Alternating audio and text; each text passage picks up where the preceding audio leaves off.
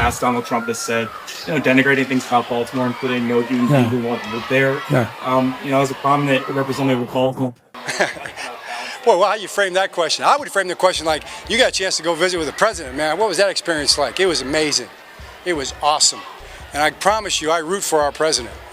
I want our president to be successful, just like I want my quarterback to be successful, and I want my team to be successful. And it was an amazing experience. It's not often you get invited and you get a chance to do something like that as a family. We were there. My daughter was there. Jim's daughters were there. My mom and dad were there. My mom and President Trump. Just seeing how he treated her was really meaningful. And that's the fourth president. Now Jim met 7. Jim has met 7 presidents, so he's got the lead on me. I think he pointed it out. Did you guys notice that? Right, he's got 7, I got 4. It's a solid misdirection run by Baltimore Ravens head football coach John Harbaugh. I give him credit. We're going to fight for the future of cities like Baltimore that have been destroyed by decades of failed and corrupt rule.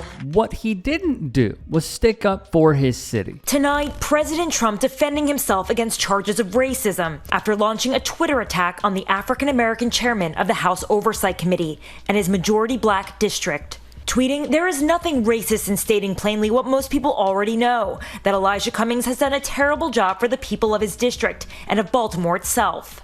After the president called Cummings' district, Maryland 7th, a disgusting rat and rodent-infested mess where no human being would want to live. A racist president who attacks people because they are African Americans. The president has used the loaded word infested before to describe minority members of Congress, including earlier this month when he suggested that 4 congresswomen of color, all American citizens, quote, go back and help fix the totally broken and crime-infested places from which they came. Because we have seen the constant attacks on Baltimore, Maryland. Look at Chicago, how bad it is. You look at Los Angeles, how bad it is. We have other cities that are very bad. New York has a problem. And then you have, of course, Baltimore and Oakland. We don't even mention that anymore. They're so far gone. Including fairly recently. But to Harbaugh, it's a cause for celebrating a president who puts down the coach's town. President Trump firing off another shot today in his ongoing battle against Congressman Elijah Cummings and the city he represents. Baltimore has been very badly mishandled for many years. As you know, Congressman Cummings has been there for a long time. He's had a very iron hand on it. It's a corrupt city. Those people are living in hell in Baltimore.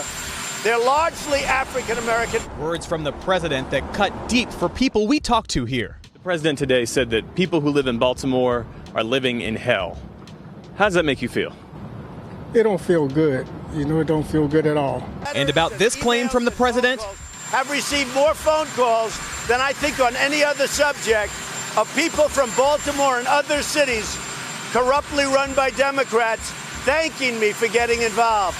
We didn't hear much gratitude.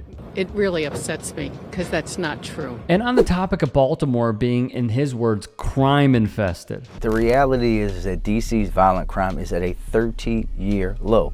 And quite frankly, that's the case for cities around the country. I think it's very notable that each and every one of the cities called out by the president has a black mayor. And most of those cities are seeing historic lows in violent crime. In my city, in Baltimore, we have the fewest amount of homicides through this date on record. That's 50 years, a 50-year low. Maybe we are too far gone from the broken right-wing policies of zero-tolerance policing and all the things that did not make our city safer for all those many years. And yet here was Trump using sports to wash his image by posing with Jim Harbaugh, head coach of the LA Chargers, John Harbaugh, head coach of the Ravens, and Jeffrey Epstein's old neighbor, Howard Lutnick. Kyle Goon, the reporter who asked Harbaugh that question and then was called woke. They schooled the woke reporter by Fox News and, pyramid scheme guy Patrick Bet-David. He would write a piece for the Baltimore Banner. Here's part of it. Maryland and Baltimore, the places Harbaugh represents and appears to be rooting on our downfall, even as he ostensibly is supposed to lead America forward. Far from making this state and its largest city more livable, his administration is hurting this region, denying education funding and food relief, and laying off thousands of of federal workers who have made their homes here, adds Goon on the Harbaugh Coaching Academy website, which does feature various video interviews with people and coaches the Harbaughs admire. John talks about how leaders are like a rising tide that lifts all boats, or how real leaders, quote, have to make it about everybody else, not about you. The writer asks, does that sound like President Trump? Is his leadership the kind Harbaugh endorses? Then there was the story of a season ticket holder who was completely fed up by what she saw, and she called the Ravens to cancel her season tickets, where she has held those tickets for many years, because the symbolic nature that it presented with Harbaugh being next to that guy. Meredith Davis told the Banner, John Harbaugh's decisions are inextricably linked to this franchise. He, as in Trump, is gunning for places like Baltimore. She would be contacted then by, for her words, someone real high up. She would change her mind about offloading the tickets, but also gave them a piece of it. Leslie Gray Streeter would print,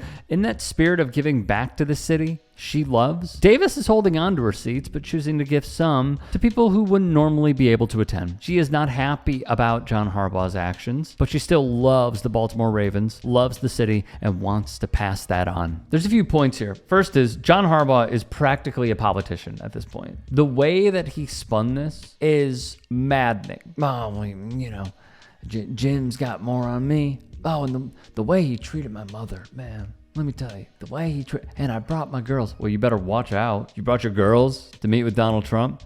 Scary. You know what I wouldn't do? I'll do the classic line of when someone who has daughters gets in trouble, a McAfee, may I say, I'm the father of a daughter. I'm the father of a daughter. You know what I wouldn't do? I wouldn't bring her around someone like that. Yeah. I think that is bad parenting, but I'm not one to comment on parenting of others. I look at this story from a wide-angle lens, and I think John Harbaugh is a really good football coach. And when the Ravens have, in some ways, although it was largely due to Lamar Jackson being injured, Tyler Huntley being a starter, it was largely dependent on those screaming that Harbaugh shouldn't have a job. I'm sorry, the minority was screaming that Harbaugh shouldn't have a job. And I drowned them out because I think that it is invalid. John Harbaugh is a fantastic football coach. Phenomenal. I think if, I'd say 98% of teams, if they could start over and get John Harbaugh, they would.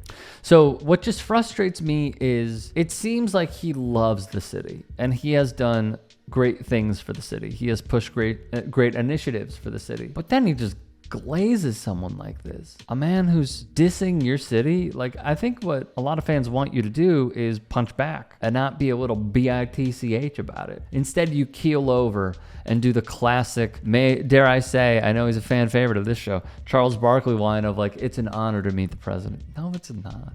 I think this is an outdated way of thinking about this stuff that, you know, our fathers and their fathers would likely harp on, but in reality, it would genuinely serve as a distraction. And in this day and age, co-signing. So no, I don't like it. I think John Harbaugh fell flat on his face as it pertains to this issue, but you know, they're probably going to kill it this season. Hey, I appreciate you watching. Now, if you can, please do become a channel member by going to youtube.com/TYT Sports and clicking the join button. If that's too much for you, you can just go to tyt.com/join to become a member. It helps all of us out here at the Young Turks and keeps our network afloat. In addition, you could follow me on my socials on Twitter, Instagram, and TikTok. Appreciate the love. Have a great day.